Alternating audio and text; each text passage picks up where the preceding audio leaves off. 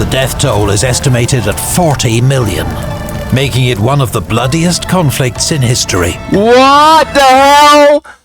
Bro, that's almost as much as World War II. Epic History TV, Rise of China. I knew that they were gonna do China. I saw Epic History TV not posting for a while. I'm like, I'm not posting. And I was like, they definitely are gonna post something on China. And I was right.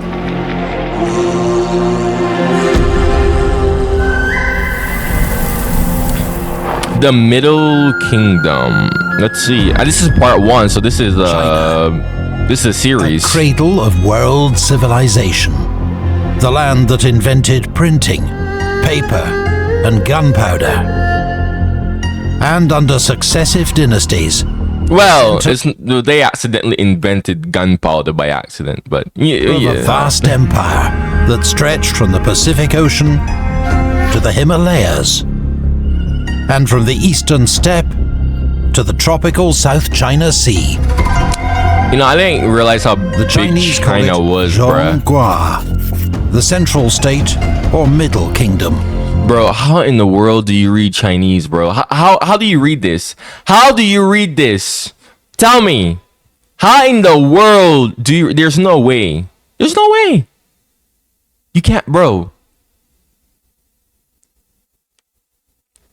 Oh my gosh, bro.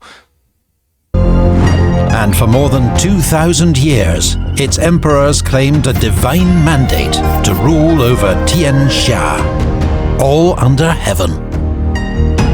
Since 1644, this great empire has been ruled by the Qing dynasty. They are ethnic Wait. So China believed in the same God as the Christian God or Abrahamic God? Okay. From the north, though most of their subjects are Han Chinese. By the 19th century, the empire spans 14.5 million square kilometers and receives tribute from many smaller neighbors. Around 450 million people live within these borders. In 1751? What? It is also estimated that China accounts for 1/3 of the world's wealth. Holy shit! The imperial capital, Peking, What the heck? major hubs such as Nanking and Canton are among the greatest cities in the world. It is a multi-ethnic empire whose self-proclaimed aim is not economic or political expansion, but the maintenance of harmony. A worldview that derives from Confucius, a sage of the 6th century BC. His teachings have governed society in both public and private realms for 2,000 years. Fundamental values, such as reverence for parents and ancestors, loyalty and benevolence, seek to create an orderly and harmonious society. Bro, like, I knew China was extremely important and valuable to the world. Like, I knew, but I didn't realize, like, just how vital and how big China really... Like, I know China used to be the most populous country until India recently overtook that because it was revealed that China was lying about their numbers. But 1/3 of... Yo, wait. And even then, China still has 1 billion people. We have like...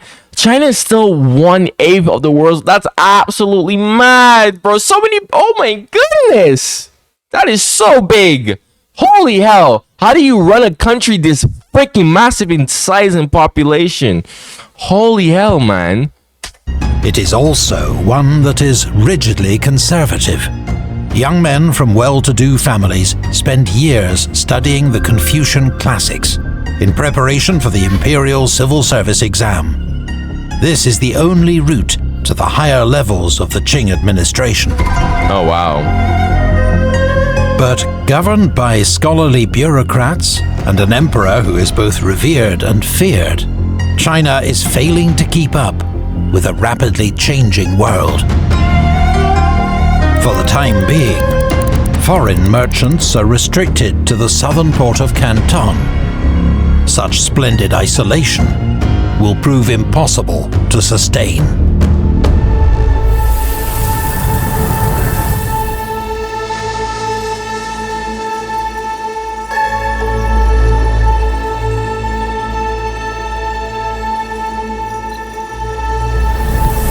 Yeah, it's funny how every single major empire calls everyone else barbarians. Like,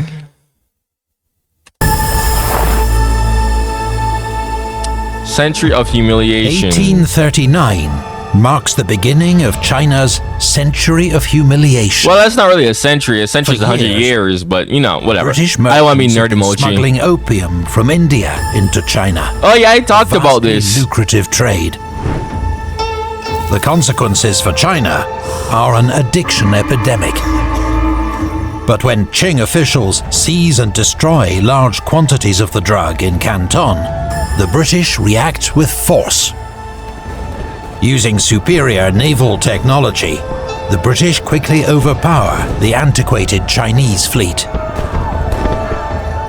The Chinese are forced to sign the Treaty of Nanking, the first of what will later be called the Unequal Treaties. The treaty grants special rights to the British, opening 5 ports to British merchants and ceding the territory of Hong Kong. A second Opium War soon extends similar advantages to France and the USA. The Russian Empire further exploits Chinese weakness to seize territory in the northeast. While a horrifying civil war, the Taiping Rebellion, devastates South and Central China for 14 years. The death toll is estimated at 40 million, making it one of the bloodiest conflicts in history. What the hell? Bro, that's almost as much as World War II. That's like 60%. 60 to 70% of World War II's what? Holy hell. Wow. That is mad. That is mad. While China suffers, her enemies grow stronger. In 1895, a newly modernized Japan, long seen as inferior to China, easily defeats the Qing Navy and wins territorial concessions of its own. Westerners mock China as the sick man of Asia, a giant fallen prey to the imperialism of foreign powers, better adapted to life in the modern world. But by the turn of the 20th century, there is a growing sense of outrage among the Chinese people, and a determination to fight back. So let's talk about the century of humiliation, right? China was so prosperous, actually, because I'm aware of this, that it was too conservative, right? And this is a habit that you tend to see with a lot of like prosperous countries. They tend to be way too prosperous to the point where they just get way too conservative and they don't really adapt. Okay, Europeans like to claim how they're so superior, and you know, they have this annoying, extremely annoying, not like Eastern Europe. Well, I see a lot of Eastern Europeans trying to do that whole superiority complex bullshit, but Europeans like to, you know, have that superiority complex. And you know, it's funny because it comes from the fact that Europe dominates the world, but you need to ask yourself, why did Europe dominate the world in the first place? And this might seem like a very mute point or very straightforward point, or a Captain Obvious question, but the reason why Europe eventually came to dominate the world is because Europe was shit. Europe was behind for a while, actually, and they were to the point where they were forced to adapt. Other countries had everything that they needed. Other continents, other regions of the world. Same thing with Africa. Africa had all the resources that they need. That the same shit essentially happened with them too. They became way too conservative, and they were too busy fighting amongst themselves. They didn't really bother to improve or adapt or anything because they didn't need to. They had everything that needs. Same thing with China, right? Yeah, Europe didn't have any of that. Europe as a continent don't really have any resources. Eastern Europe has a good chunk of resources, but overall, like Europe as a whole, especially back then, because now there's like oil in certain parts, and even then, that's kind of like on the edge of Europe type kind of ordeal. But yeah, back then, yeah, Europe didn't really have all those good resources, man. So they were forced to go and find it elsewhere. Europe was just bad, like wasn't very valuable. I know this is going to probably trigger a lot of Europeans in my comment sections, but objectively speaking, that's literally why like Europe went and expand, because there was nothing. One, Europe was too crowded, number one, so all the resources there couldn't really be used. Like it just was not enough. So it is always hilarious whenever I see Europeans in their superiority complex, because it's like, it's not that you're superior or anything like that. No, it's just that your continent was shit, so shit that you were forced to adapt, where everyone else continent or regions or country wasn't really shit, that they just turned conservative, right? The same thing actually happened with Native Americans, actually. Actually, now that I think about it, the only other part that was adapting and improving was the Muslim world. Everywhere else was like so conservative, they didn't really bother to improve, right? Because they had everything that they needed. Like, Europe was unironically behind like the rest of the world for a while, man. That's why they became superior, air quotes, superior, because they had to. They had to improve or just be left behind. Simple as that. But yeah, it's not that you're superior. It's just that the other people just didn't have that need to improve, right?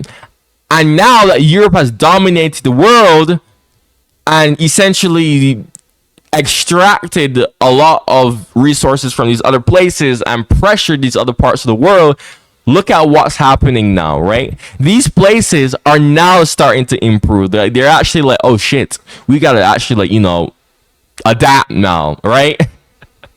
So they're in the process of doing that. A good, probably like, and I'm probably gonna be dead. We're all gonna be dead by the time this happens, but a good 100 years, 200 years from now, honestly, like Europe is probably gonna fall off again when these places like finally fully adapt.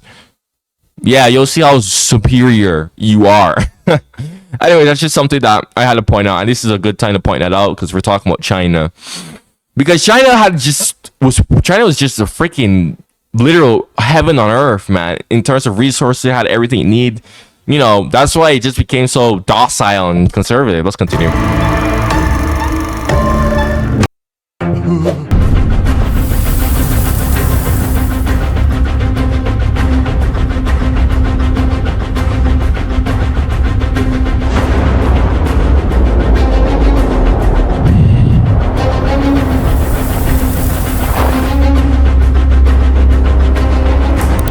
In 1899, a movement emerges in northern China, calling itself the Society of Righteous and Harmonious Fists. Its members become better known as the Boxers. They are outraged by the weakness of the Qing dynasty, the spread of Christianity, and China's repeated humiliations. Their goal? To expel all foreigners from China and end the shameful concessions made to them. The Boxers begin by attacking Western-funded railways, Christian missionaries, and Chinese converts. In June 1900, thousands of Boxers enter Peking and lay siege to the area in the city where foreigners live. They adopt the slogan, "Uphold the Qing, destroy foreigners." For the ruling Empress Dowager Cixi, the Boxers are a problem, but also an opportunity. Cixi decides to throw the weight of the Qing state behind the Boxers and declares war on the foreign powers. It is a terrible miscalculation. In response, a 20,000-strong Allied expeditionary force, combining troops from 8 different nations, descends on Peking. Amidst numerous atrocities, the Boxers are crushed, and the city is looted by the Allied armies. The Qing court is forced to sign the Boxer Protocol. Under its terms, China must pay crippling indemnities over 4 decades, almost twice the government's annual revenue. This is China's greatest humiliation yet. Of course a woman caused that. Under huge pressure to modernize the state, Cixi and the Qing court finally undertake sweeping reforms. The archaic civil service exam is abolished, to be replaced by modern schools with a Western curriculum. The first steps are taken to create a constitution, which will impose limits on the power of the emperor. The military is reorganized along Western lines, with improved officer training, equipment, and weaponry. I don't like how people copy like everything from the West. Like, you don't have to do that. Make your own tactics, dude. Every single thing that I'm reacting to, like when I react to Turkey or Russia or all these places, it's all, oh, they took inspiration from the West. It's always inspired from the West. Or, oh, they just copied the West. West. You don't have to do that. Make your own tactics. Make your own uniforms. Make your own tradition. My goodness, man. Like West.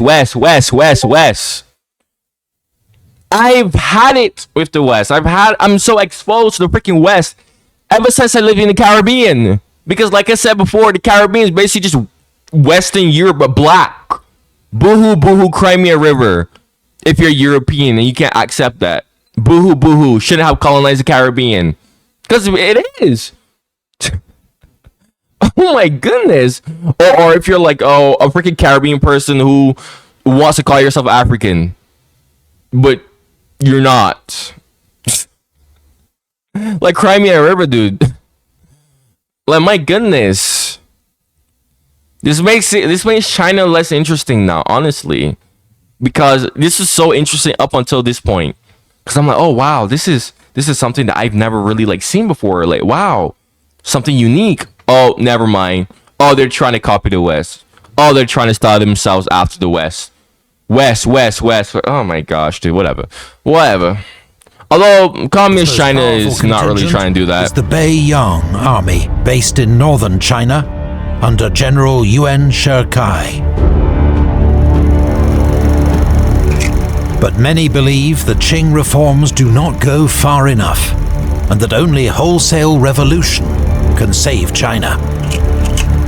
One such would-be revolutionary, Sun Yat-sen. From a humble Cantonese family, Sun was educated outside China, in Hawaii. He is very different from China's old Confucian elite. A Christian convert, Sun speaks fluent English, but struggles with classical Chinese. Following his involvement in several failed uprisings against the Qing, he lives in exile in Europe. In 1905, Sun travels to Japan. In Tokyo, he founds the Tongmenghui, a revolutionary alliance whose goal is to overthrow Manchu rule and replace the Qing monarchy with a democratic republic. He advocates the 3 principles of nationalism, democracy, and the people's livelihood. To his supporters, Sun Yat-sen represents hope in a new future. And that future seems to be drawing closer. In 1908, after a turbulent 47-year reign, Empress Dowager Cixi dies at the age of 72. The imperial throne of China falls to a 2-year-old infant, Pu Yi. At a time of crisis and mounting opposition, the Qing dynasty has never been weaker.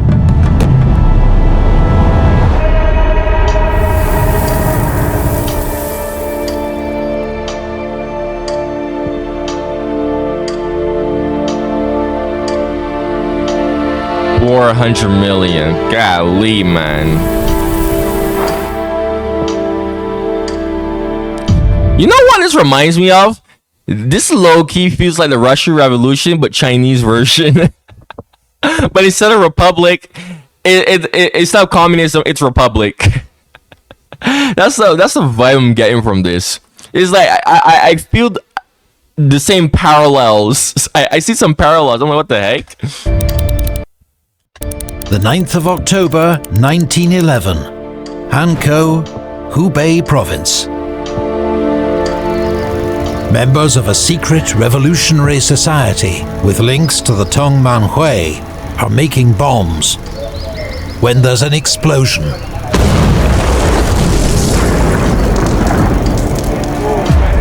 Their cover blown. The authorities arrest and later execute several of the group's leaders, but it only pours fuel on the fire. An uprising breaks out in the neighboring city of Wuchang. Crucially, soldiers of Hubei province's new army are persuaded to mutiny and join the revolt. After 24 hours of fierce fighting, claiming hundreds of lives, Wuchang falls to the revolutionaries. On the 12th of October, a new military government claims authority in the province.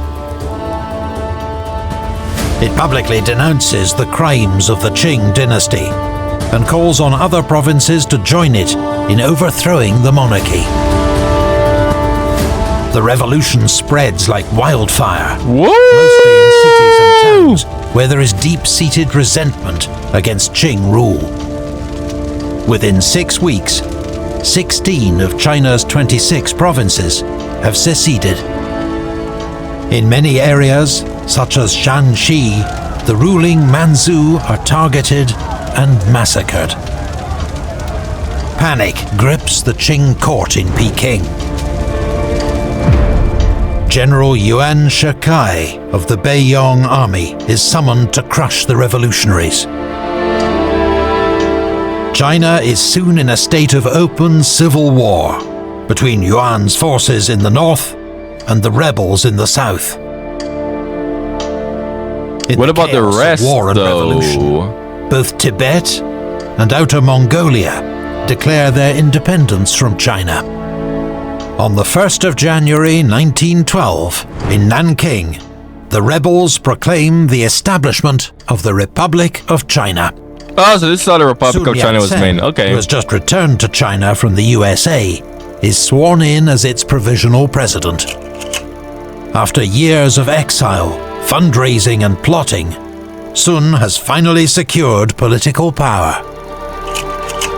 His government immediately begins work on a new democratic constitution and passes far-reaching reforms. Archaic practices are abolished, such as growing queues, the long hair that symbolizes submission to the Manchu, as well as foot binding and kowtowing. Yo! I watched a documentary on freaking foot binding. I talked about that before. And one of my other videos where I was talking about how it's easy to kind of gaslight people into thinking, into like finding something attractive. I don't really feel like repeating myself, but I basically use foot binding as an example because unironically, that was considered the beauty standard in China at the time. And attractive.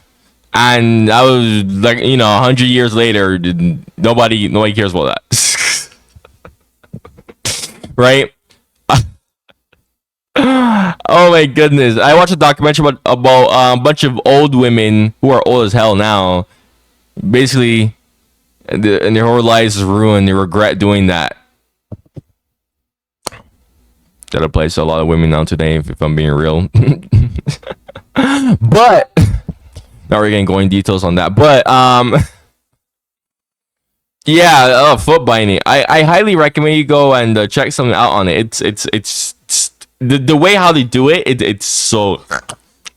It's like. In the new multi-ethnic Chinese Republic, all will be equal. Its flag will have 5 colors for 5 races under one union: Han, Manzu, Mongol, Muslim, and Tibetan. Oh, so that's what that flag meant. The Republic only occupies the southern half of China, and the success of the revolution remains far from certain. So, to unite China and secure the future of the Republic, Sun Yat-sen makes a shock offer to General Yuan Shikai. If he can persuade the Qing imperial family to abdicate, he can be president. Yuan accepts and informs the imperial family that only by giving up the throne can their lives and comfort be guaranteed. On the 12th of February 1912, 6-year-old Emperor Puyi abdicates, though for now he and his court continue to live in Peking's palace complex, the Forbidden City. More than 2,000 years of imperial rule in China are at an end. 2,000 years. In its place, the only major republic in Asia. 3 days later, General Yuan Shikai becomes provisional president of the Republic of China. But almost immediately, the revolutionaries fall out with the new president, whose personal ambition is all too clear. Now in opposition, Sun Yat-sen and his allies established the Kuomintang, or KMT, an evolution of the Tongmanhui. Elections are held at the end of the year, the first nationwide democratic elections ever held in China, though only around 5% of the population are allowed to vote. Yo, did America like have anything to do with this? Was America like interested in this at all, or no? Usually when a country wants to go from a monarchy to a democracy, America is usually keeping a watchful eye. I did not hear anything about America, but then again, America only cares about its interests. The Kuomintang win convincingly, taking nearly half the seats in the new National Assembly. Kuomintang leader Song Jiaorun, a close ally of Sun Yat-sen, is all but guaranteed to become the next prime minister. On the 20th of March 1913, as he is boarding a train in Shanghai, he is shot twice at close range. Oh! Oh shit! No conclusive evidence is ever found, but it's widely believed the assassination was carried out on President Yuan's orders. China's first democratic elections will prove to be its last. The next year, rivalry between the Kuomintang and President Yuan's government explodes once more into armed conflict. Here we go again. Oh yeah, I actually forgot this up until now. But Chinese history in a nutshell is literally just, why are you hating yourself? Try not to have a civil war challenge. Army is too strong. The Kuomintang and its supporters are defeated. The party is outlawed, and Sun Yat-sen returns to exile in Japan. Wow, imagine giving someone presidency and they do that to you. Wow, I don't know what the hell he was thinking doing that. I knew that was gonna end so bad. Yuan Shikai has successfully grabbed power for himself. China is now, in effect, a military dictatorship. But the president is unable to solve any of the problems he's inherited from the Qing Empire. He dies of natural causes just 3 years later, and China slides back into chaos. Again.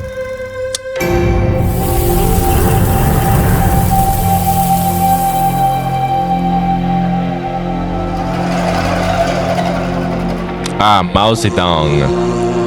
Mao Zedong. Bro, imagine, right? Imagine Bro, imagine if freaking like if YouTube and the internet wasn't freaking banned in China. Oh my gosh, the amount of views that I would probably get on this video.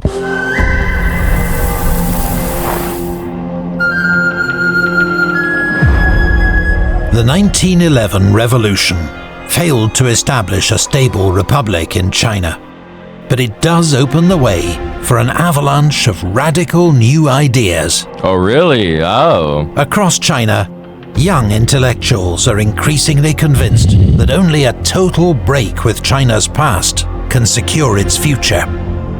Their ideas crystallize in the new culture movement. Chun Du-Xiu is one of its most prominent leaders. From a wealthy family, Chun had been immersed in classical Chinese teaching from a young age, but later turned his back on Confucian thought. In 1915, he founded the magazine New Youth, which became home to the most important radical writers in China. As a young professor at Peking University, Chun gathered like-minded intellectuals around him, such as Hu Shi, who calls for traditional Chinese characters to be replaced by Baihua, which better represents spoken Chinese. Among their students, a young man from rural Hunan province named Mao Zedong. Chun Du-Xiu and the New Culture movement argue for a complete rejection of Confucianism. In its place, they want democracy, science, Chinese nationalism, and radical social change, including female emancipation and greater gender equality. They will soon have their chance to take these ideas to the nation. In 1919, World War I's victorious powers are meeting in Paris to agree the post-war settlement. During the war, China had sided with the Allies and sent 140,000 men to serve as laborers on the Western Front. That's mad. I did not know that. What? In recognition of this contribution, the Chinese expected to regain control of Germany's territory in Shandong. But now, news arrives that this colony has instead been awarded to Japan. The response in China is outrage. On the 4th of May, 3,000 angry students take to the streets of Peking. They gather at Tiananmen, the entrance gate to the... What the hell did China even get for their contribution in World War I? What did China get? And you might be saying, oh, well, China didn't really deserve to get anything because they didn't fight combat. Guys, there's more to war than just shooting guns and blowing things up and doing all that. Like, combat, basically. There's more to war than just combat. Okay, like those laborers, logistics is yin and yang. You can't have both. Logistics win wars. Combat wins battles. Logistics wins wars. Okay, logistics is literally equally as important as combat. So no, like 100%, China was entitled. Okay, I wouldn't even say deserve. No, they're entitled. Okay, to some reward like that. Forbidden City. Inspired by the New Culture movement, their placards in Chinese, English, and French call for Mr. Democracy and Mr. Science. Protests spread across the country, uniting students and workers against the government and the Western powers, who are seen to have betrayed China yet again. The protests achieve little in the short term, but will come to be seen as a watershed in China's march towards a modern, nationalist future. Many protesters are now disillusioned with Western liberal democracies. Some turn to Marxism, inspired by the success of the 1917 revolution in Russia, which seems to offer a model for total national transformation. I'm telling you, bro, I'm seeing the parallels, man.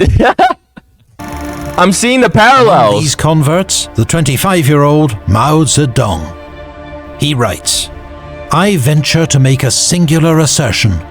One day, the reform of the Chinese people will be more profound than that of any other people. And the society of the Chinese people will be more radiant than any other people. Our golden age, our age of glory and splendor, lies before us.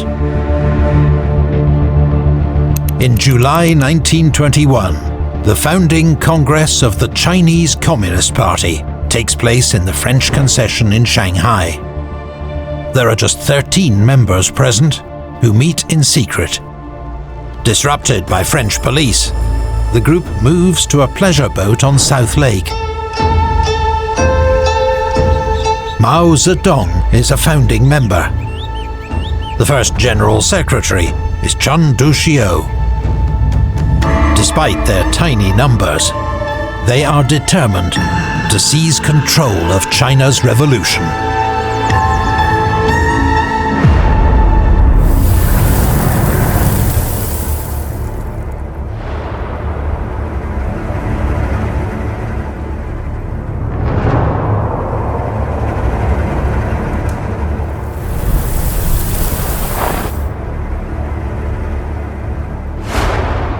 Following the death of the dictator Yuan Shikai, China had slid back into civil war. Generals compete to control the government in Peking, while the country is torn apart by rival warlords with their own private armies. Some are little more than organized criminals in uniform. The most prominent groups are the Zhili clique, the Anhui clique, and the Fengtian clique, each named after their provincial power base. By 1921, Sun Yat-sen's Kuomintang has established a military government of its own in Canton. Both the Kuomintang and communists realize they can only obtain power if they first defeat the warlords. Both believe they can use the other to reach their goal. In 1923, with the Soviet Union's backing, the Chinese Communist Party allies itself with the Kuomintang in a pact known as the First United Front. Chinese communists are urged to join the Kuomintang, which is itself transformed with the help of Soviet advisors, funds, and arms. Soviet advisors also helped to set up a military academy on Huangpu Island. It will be run by Sun's chief military advisor, a rising star named Chiang Kai-shek. His aim is to mold the Kuomintang army into a disciplined and effective fighting force. But just months later, while visiting the north to negotiate with the warlords, Sun Yat-sen falls ill. On the 12th of March 1925, he dies from cancer in Peking, aged 58. I swear, a lot of these historical figures that die, I feel like it had to be cancer, bro. And I just did not know it, because cancer has been around since ancient times. The first recorded instance of cancer was by the ancient Egyptians, and they boldly said there is no cure. I forgot how long ago. I think it was like a couple of thousand years BC or something like that. But I forgot the exact date of the first recorded instance of cancer. But a lot of people, up until now, didn't really know what the heck cancer was. So I feel like every time I react into this stuff, and I hear like, oh, this person dies, like suddenly falls ill and die, I'm like, okay, that's probably like cancer, most likely, in my personal opinion. Because with cancer, right, and everyone should know this, you'll be healthy for a while. Everyone's different. It honestly depends on your genetics. You'll be healthy for a while, and the cancer that attacks you, of course. But you'll be healthy for a while, and then bam, you just suddenly like fall ill and die. Like you literally just hit you like so fast. I just wanted to point that out, because whenever I hear like, oh, this person dies of a mysterious, and don't get me wrong, I'm aware that there's a bunch of other illnesses, but the way how cancer is, And every time I hear like, oh, this person just suddenly was healthy one moment, the next moment he just dies, I'm like, okay, this could be another illness, but that really does sound like cancer. Like, because I know a lot of people who know someone who died of cancer, and they were like, oh yeah, like 6 months ago they were like full of life, able to lift stuff and whatnot, and then like 6 months later, bam, gone, dead. And they were like just shocked to see how fast they just suddenly just go from being energetic, full of life, being able to do whatever the heck they please with cancer, by the way, to just bedridden and then dead, just like that. So yeah, I just want to say that for you all to hear. His last words: peace, struggle, save China. Sun's death leaves the Guomindang. Bro had to go out with a bang.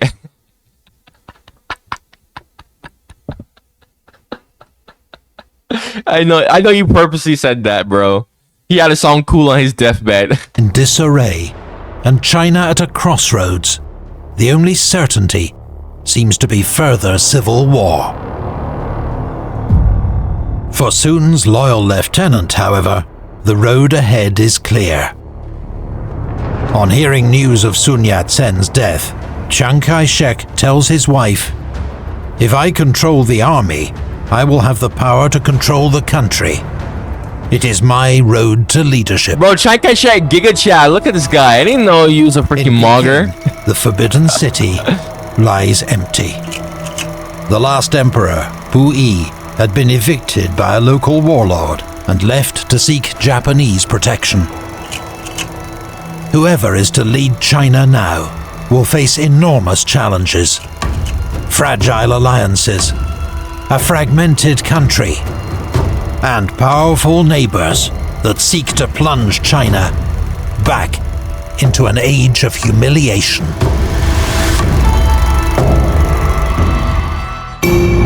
Can't wait for the next episode. Great. Yo! This series is good. This series is good. Epic History TV. Epic History TV, you never fail to disappoint as usual. Of course, that's why they're my favorite YouTube channel. If you're new to my channel and you have any suggestions, go comment down below. I do plenty of suggestions of my subscribers. If you want your suggestion, oh my god, I hate having the overbite problem. I talked about that before. I will be getting braces soon because I have a really kind of starting to get bad overbite problem. That's why my lips be looking fat in my videos. But but I'm like starting to like slur my words now because of my overbite problem. But yeah, go check out my channel membership. The main benefit of it is that you will be able to get your suggestions done so much faster, guys, and you have much more priority to reply in comments and whatnot. I made a whole video about this in my channel membership. Click the link in the comments down below to check it out and watch the whole thing in detail, where you'll see all the perks and stuff from my channel membership. Again, if you are an active viewer, I really recommend you do it, guys. It's just 99 cents a month. I made it like the most affordable possible, okay? Literally, if you get to like 7 channel members, I will be creating a Discord server. And then that's when I'll actually like start to like really improve that right now. But right now I just have like 2. And thank you to those 2 people who went and joined my channel membership. By the way, I grossly appreciate your kind support. Even though it's a bit, it's still something, okay? Make sure to like and subscribe. Click that bell button, man. Thank you for watching and goodbye.